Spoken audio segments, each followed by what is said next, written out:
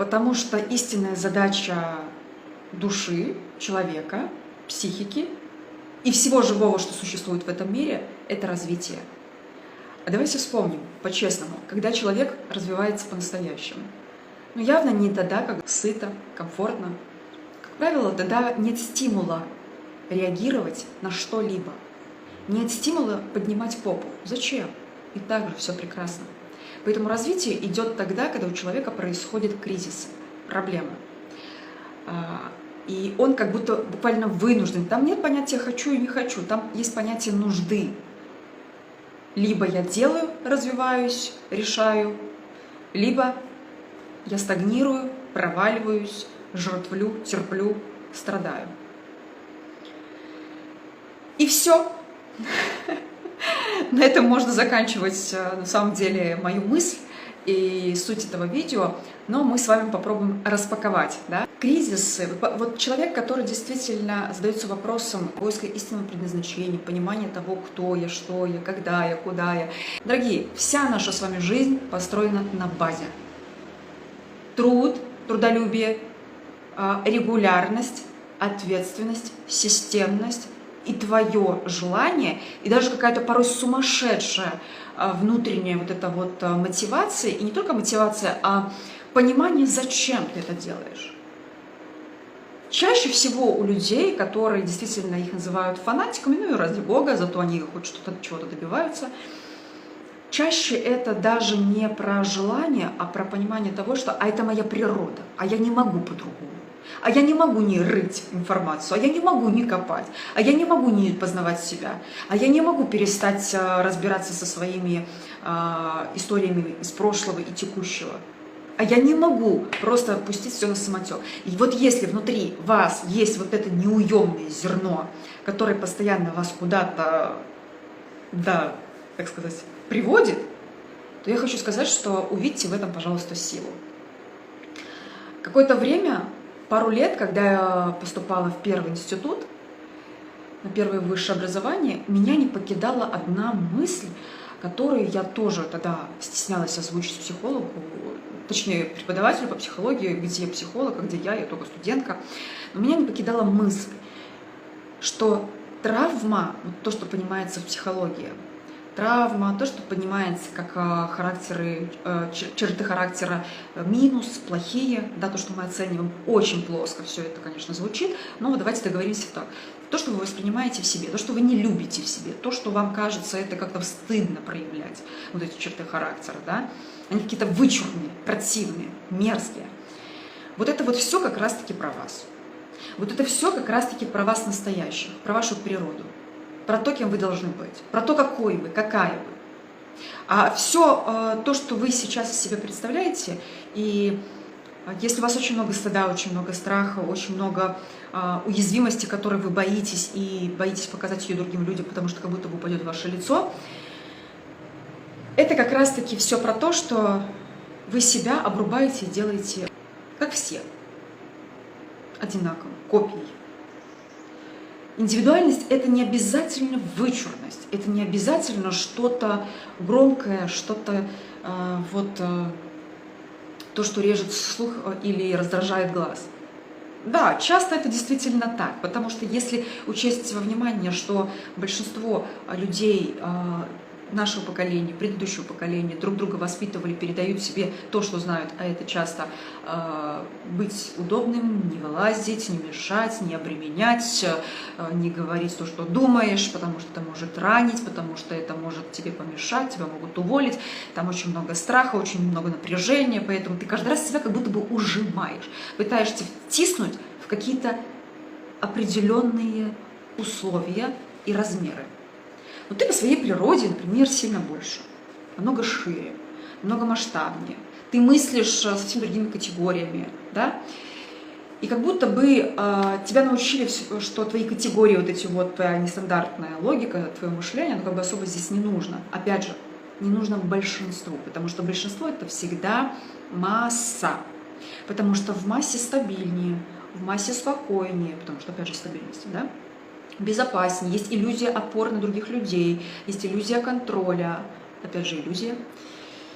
И вот это вот все человек несет как багаж, искренне в это уверовав и как религию несет через свою жизнь, при этом чувствует себя абсолютно несчастным человеком, при этом абсолютно дезориентирован в пространстве в жизни, не понимает, зачем он что-то в своей жизни достигает, ради кого, либо уже достиг.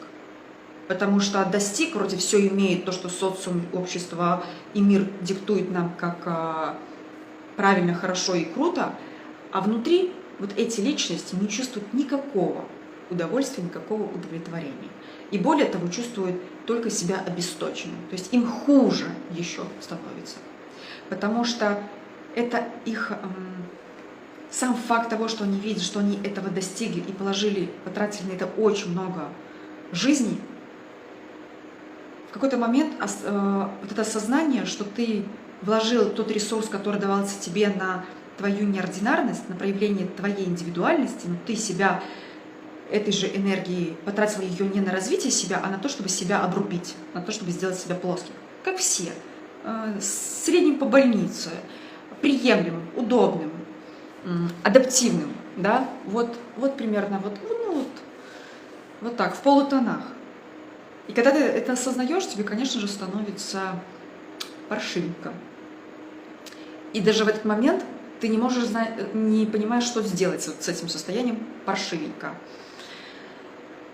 И что я хочу сказать? Да ничего не хочу сказать. Я хочу сказать, что, опять же, возвращаясь к нашей теме, кто-то считает, что это он, что вот это состояние паршиво, как будто бы это его черта характера, что это уже сам человек. И он настолько с этим слился, что наверняка он даже не будет смотреть подобного рода видео, он даже не будет задаваться подобного рода вопросами. Но если вы задаетесь, значит, внутри вас еще частичка той души, которая тлеет и надеется хоть что-то успеть здесь сделать свое для себя, оставить тот след, который было запланировано оставить в виде чего-то, кого-то, то это круто. И я хочу сказать, чтобы вы увидели это не как свою слабость, то, что вы занимаетесь психологией, то, что видите свои уязвимости, свои страхи, вы осознаете свои болевые точки. Я хочу, чтобы вы увидели это как силу, потому что другие люди этого даже не видят. И ваше преимущество заключается ровно в том, что есть внутри вас вот этот червячок, который не оставляет вас в покое. Но здесь следующий уровень, тоже идет разделение людей. Кто-то этого червячка успешно подавляет и говорит: слушай, заткнись-ка ты, мне-то виднее. А кто-то рискует, не имея никаких гарантий, если он доверится там вот этой своей, то ли это интуиция, то ли это какой-то, я уже схожу с ума, то ли еще что-то, то ли навязанное мнение. Но человек идет в этот риск, начинает что-то там пытаться узнать в себе. И вот если вы чувствуете, что внутри вас есть вот эта пытливость, пытливый ум, когда душа не оставляет вас в покое, говорит: слушай, ты сюда пришел для другого, будь собой, копий и так слишком много. Средних по больнице тоже слишком много. Дай красок в жизни, дай яркости, дай сока, дай жизни показать, что ты живой. И как это происходит, когда человек это осознает, вспоминает, в терапии раскапывает, отгребает буквально, да? То происходит следующее, знаете, лампочка загорается. Вот все годы она была потухшей. И казалось бы, как будто бы электричества нет, как будто бы дело все в электричестве. Включите, кто-нибудь там, на том конце провода, включите. И как только человек осознает, что он сам себе электричество, что вся инициатива, вся ответственность, все решения, которые он совершает, действия, которые он совершает или не совершает, это он сам. Вот когда он буквально берет эту ответственность в свои руки и говорит: что-то я все время ждал, там кому-то что-то давал, даже не понимал кому, я беру все в свои руки,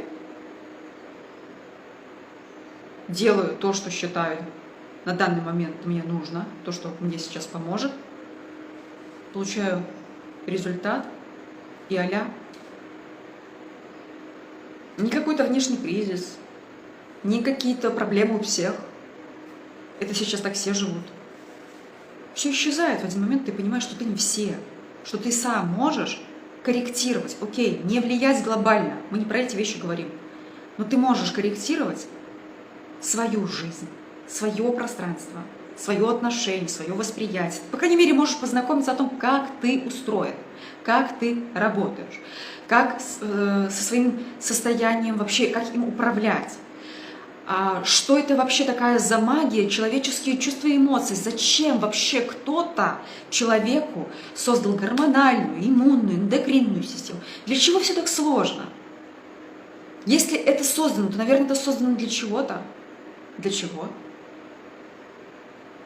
Как это работает конкретно у меня? Если люди все разные, если существуют конфликты, существует согласие, то значит мы существуем по каким-то определенным алгоритмам. Что это за алгоритмы? Почему с этими людьми я чувствую себя, как будто я раскрываюсь, а с этими людьми я затухаю? Что это?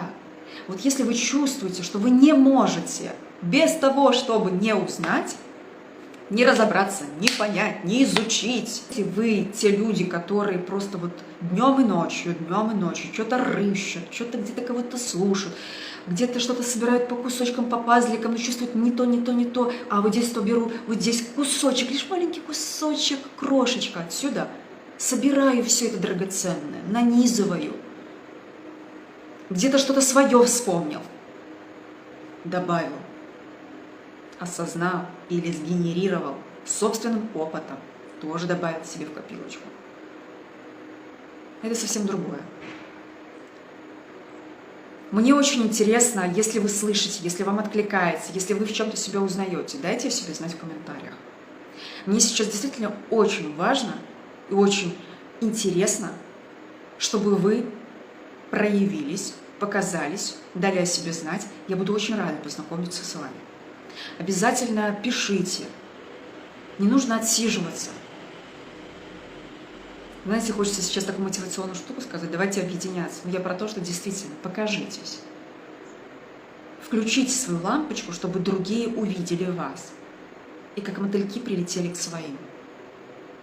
Пока вы потухшие и пытаетесь строить свои отношения, свою работу, свое комьюнити, что-то пытаетесь где-то там перебираете, все не то, вы не сможете найти своих, потому что вы не сияете, хотите той вибрацией, той энергией, тем светом, который другие люди могут распознать как свой и примкнуть к вам.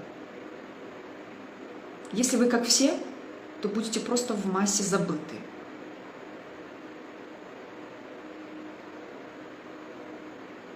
Хочется, знаете, сказать, come on.